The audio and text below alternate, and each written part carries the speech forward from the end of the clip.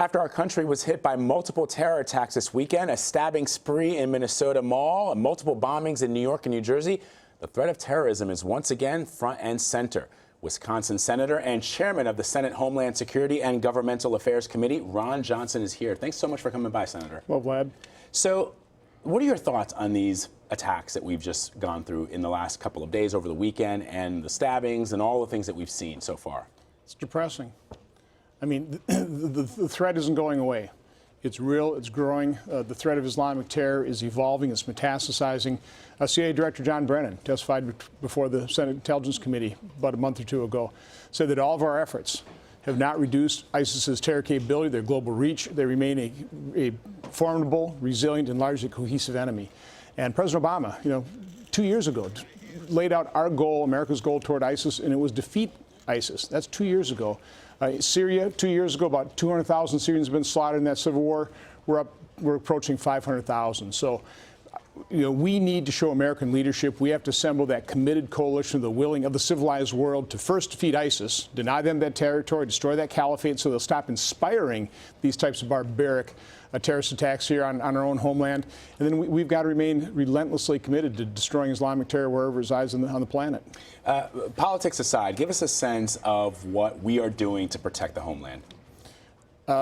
Listen, we have hardened our defenses. Probably the simplest and cheapest thing we've done is we hardened the cockpit door. So we haven't seen an airplane being used as a directed weapon like it has in the past. But understand the freedoms we're giving up. We spent about $95 billion on TSA since 9/11. I'm old enough to remember being able to walk into an airport terminal, walk down the terminal, hop on an airplane. We're kind of like, frogs in a boiling pot of water. We just really aren't understanding all the freedoms Islamic terror is taking away from us. So, from my standpoint, I think the greatest destabilizing force on the planet today is Islamic terror. I'm sorry, President Obama won't even name it. I just came from the speech. This is the second time I've been appointed by President Obama to be the U.S. representative to the UN General Assembly. Last time in September 2012 or 14, he spent a lot of time talking about how moderate Islam has got to utterly reject and renounce this perversion of their religion. Barely even mentioned it this time. Well, he did talk. Well, I just want to play a little bit of what President Obama said today about building walls, what Donald Trump calls building a wall to protect us from immigrants coming into the United States from our southern borders. And now Mr. Trump is calling for profiling, which a lot of experts have said does not work. But I want to play a little bit of what President Obama said about the refugee situation specifically. Today, a nation ringed by walls would only imprison itself. And together, now, we have to open our hearts and do more to help refugees who are desperate for a home. Ultimately, our world will be more secure if we are prepared to help those in need and the nations who are carrying the largest burden with respect to accommodating these refugees. Should we be allowing people who have been displaced by war, by famine, people who have been displaced by acts of terror, who are looking for refuge, should we allow them into our country? We should take no risks on whoever we let in this country. And we can actually do that by setting criteria, for example, in Syria.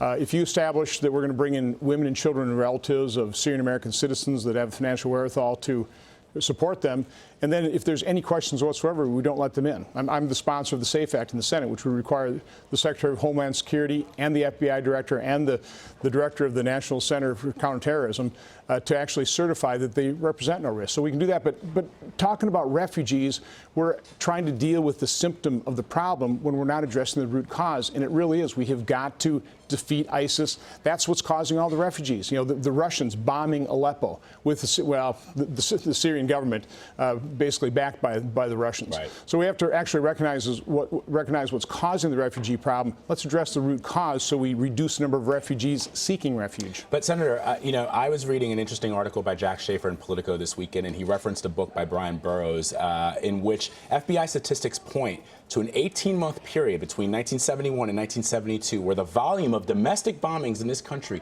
2,500 in that period alone. Aren't we much safer today than we were even 10 years ago? Because, yes, these bombings are important, and the one in New York City certainly could have been a lot worse. Only 29 people were injured, but it could have been a much there could have been a massacre. But I'm just curious, are we not much safer than we are today? And by saying that we should profile people or not letting people into this country because of their religion, isn't that sort of playing into the fear that the radicalists and our enemies say is indicative of our culture? First of all, I've said neither of those two things you just said. I don't feel safer. You don't feel safer? I don't feel safer, no. We were talking earlier how you used to be able to walk down terminal. I remember as a young man looking at all these exotic places in the world, just waiting to go visit them. Now you got to check the State Department to see if it's safe to travel to so many different countries. So, no, it's with the internet, with global travel, with the globalization, the internationalization of the world. This is spreading and is very difficult to control. It's an enormous challenge. What do you do with the not guilty yet? Right. I'm not saying any of this is easy, but again, I am identifying what I think is the root cause. I agree with President Obama from 2 years ago. We have to call on moderate Islam to renounce and reject this perversion of the religion. We need to positively engage with Muslim communities in America. We need full, as great integration into our society, assimilation. We'll do a far better job in America than what they do in Europe, for example. So there's so many things we have to do. We have to combat this on the internet. But it does start with destroying that caliphate. And again, that was a goal that President Obama laid out 2 years ago. It took us 4 years to defeat Nazi Germany and Imperial Japan. Right. We've been at this 2 years, and CIA Director John Brennan said our efforts have not reduced their terror capabilities or the global reach. So you didn't say that, but let me ask you if you agree with the Republican nominee. Should we profile people coming into this country? We need to completely vet them and not take any risks. There's no reason to take risks with people coming in, and America's legal immigration system should be based on the principle what's in the best interest of America and American workers. And we have to secure our border. We have to secure our border. I'm far more concerned about ISIS operatives coming in through our porous southern border, and we've held 18 hearings of this in my committee, than I am certainly of any kind of refugee program, but there's no reason to take risks. So do you support then building a wall on our southern border, the way that Donald Trump has talked about? We certainly need far better walls in areas where we have it. We probably need more of them, but we can utilize technology. We need to eliminate the incentives for illegal immigration. I've called for a robust guest worker program. If you do that, have a legal system, you're going to reduce the number of people we have to keep an eye on, and it becomes far easier securing the border. So it's a complex problem. I've explored this. We can go into this. I could spend a lot of time talking about this, about our insatiable demand for drugs giving rise to drug cartels. It's a very complex problem. So I don't think we need a 17-mile fence, if that's what you're asking. That is what I'm asking. And finally, but we need better fencing. And he has also called for banning people who are Muslims from coming into this country because of what some people say, you just said today, you don't feel as safe. Do you think that's an answer? I don't agree with that. For example, we have Iraqi interpreters who now their families are being slaughtered by ISIS because we don't have enough visas to bring them in. That's immoral. So obviously I would never put a blanket ban on anybody based on religion or ethnicity or anything else like that. But again, we should completely vet, and we should take no risks. There's no reason for us to take risks. Do you feel that Secretary Clinton, if she were elected president of the United States, would not be able to put into place some of those things that you're asking for? Well, I'm afraid she'd have more open borders and let a whole lot more people in without proper vetting.